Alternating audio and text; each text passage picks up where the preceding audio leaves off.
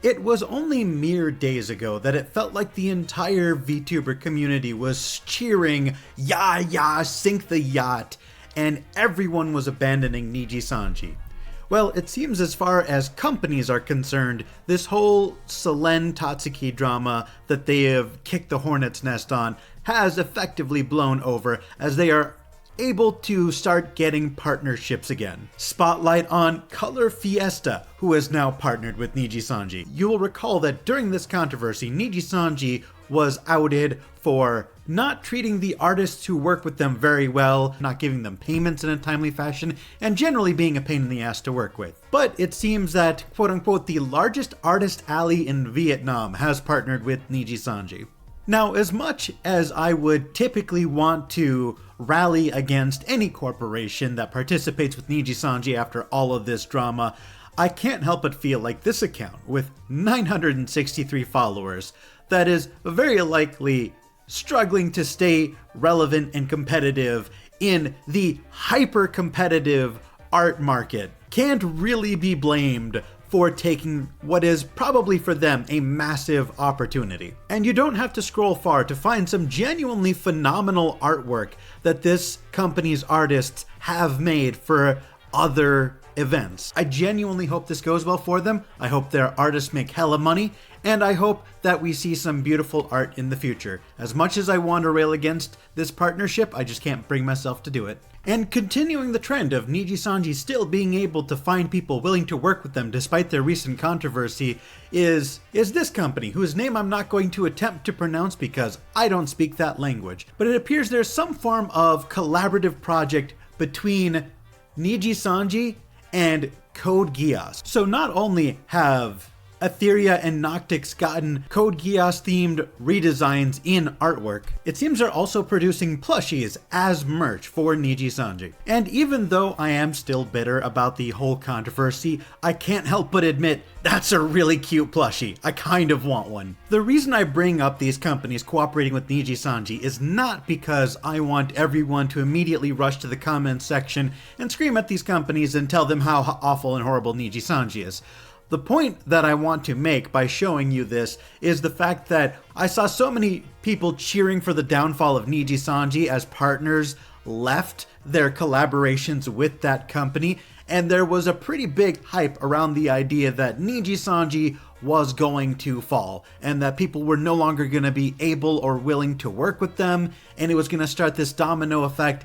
But it seems that the yacht cannot sink.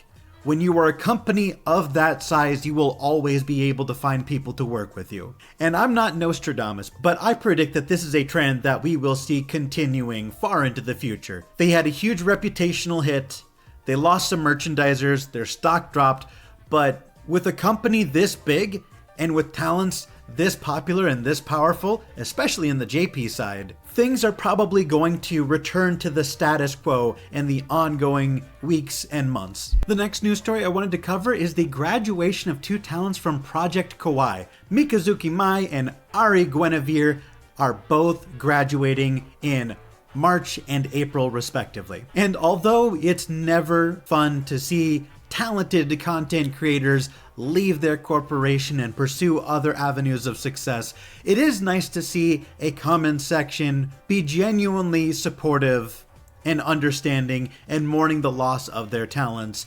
after what feels like a non-stop series of comment sections under graduation posts being extremely hostile. I genuinely wish Project Kawaii the best, and I hope the talents that graduate find other avenues of success in the future. And while we're on the topic of Project Kawaii, they are actually releasing Lunatide Bewitched, a webtoon that they have made. There are 2 episodes out right now, which you can check out on WebToon. I don't think I've ever seen a VTuber company make a webtoon before, and I think that this is actually super cool. And it also appears that the comic itself is actually available for free. I have no paid subscription to WebToon, yet I'm able to view this comic without issue. It actually looks pretty great.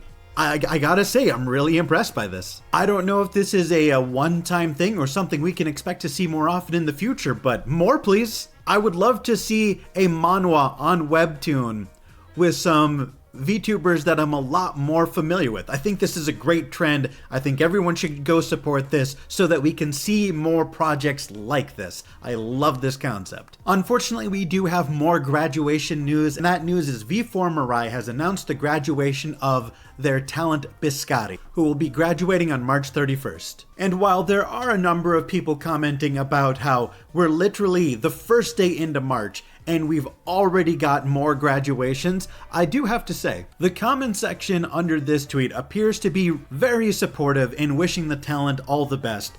And like I said with the previous graduation announcement, it's nice to see a comment section that is sane and pleasant to read through, unlike previous announcements from other companies. But despite that nice change of pace, I can't help agree with the comment section when they say, everywhere I look, I see people graduating. It truly does feel like the VTuber sphere is getting smaller and smaller every week. But despite the seemingly non-stop wave of graduations, we do have new talents entering the sphere. The indie VTuber agency Globie is debuting their second generation. Now, this VTuber agency is relatively tiny, with their largest current streamer having only 4,000 subscribers. But even though I have a strong bias against VTuber organizations in general, I always want to support independent efforts and small content creators. So I genuinely encourage you to go check out the Globie talents and maybe give them a little bit of a boost and a little bit of love, and I genuinely hope everything goes well for this company. They've already got 7 talents established and now they're adding even more. Perhaps we'll encounter a situation like we did with Idol, where the first wave doesn't get a bunch of success, but the second wave really knocks it out of the park. You never know. Agencies like this can always surprise you. The last thing that I would like to talk about today is this post right here, as this commenter attempted to drag Filian because she was handing out cash rewards to clippers who got YouTube videos to get over 100,000 views. To be specific, she was trying to encourage more people to clip her and make more high quality clips with a minimum payout of $20 per 100,000. She states that she'll pay $20 for 100,000 views and $200 per 1 million accumulated views. And then she goes on to say, yes, there is no hard cap on how much you can be paid out, though we will catch view botting. There's a very substantial amount of money set aside for this program. And this individual decided to comment, take my content, edit it, and upload it to your channel. If it gets 100k views, you'll be paid. There's a huge sum of money for this. How about you actually pay for work up front instead of making it conditional and low-key predatory? And here's the thing. Here's what this person genuinely doesn't understand. There are already a shitload of VTuber clippers, and damn near none of them have permission from the content creator to do the clipping that they do. And they are already making money from ad revenue. The ad revenue from those clips is already generating income, and this $20 per 100,000 views is significantly less than what they would make from ad revenue. The way Bacon is phrasing his statement makes it sound like Fillian is trying to hire people and exploit them on the cheap. But a VTuber clipper typically isn't hired. She's not commissioning anyone to do this. She's just sending out a tiny cash incentive to get more VTuber clippers to clip her content. And that's not a bad thing. If you want to argue that the cash payout of $20 per 100,000 views is way too low to be really all that meaningful, sure. Is the advertisement that a Fillian clip can get millions or even billions of views wildly disproportionate with reality? Absolutely. But none of that really matters, because this is just a little cherry on top of the income they're already making from clips. She then says she's going to provide the best free tools for making efficient edits and tutorials on how to go viral, handwritten by her and her editor. So really, this $20 is pretty incidental, and really she's trying to give more people the tools to become VTuber clippers who previously might not have had any idea how to pursue this avenue of content creation. I think the expectations Fillian is setting for how successful you'll be doing this are a little disproportionate, but there's nothing here that's inherently exploitative. She's just giving people a cash incentive and access to tools they might not have otherwise been aware of. There's no obligation to do anything. And this might be a little bit tinfoil hat conspiracy theorist, but I suspect that Filian's whole program probably isn't centered around Adobe Premiere or Sony Vegas, but probably a service like CapCut, who has been aggressively advertising their video editing software. And they have a version where you can make edits online and one where you can download for Windows. CapCut has been aggressively advertising as of late, and I am willing to bet money that if you click on any of these links that Fillian is offering and you participate in the program, I guarantee it's probably gonna be CapCut.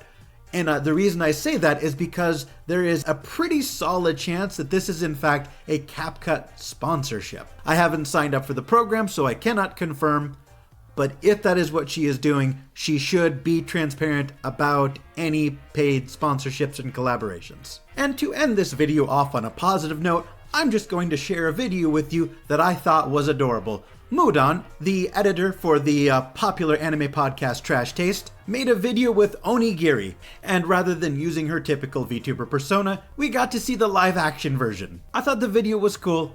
I love Onigiri, so shout out to this video. I thought it was entertaining. That is all I have for you today. I hope you enjoyed the video. Please comment your opinions in the comments section down below. I'm very curious to hear what everyone has to say about everything we covered in this video. Goodbye, guys.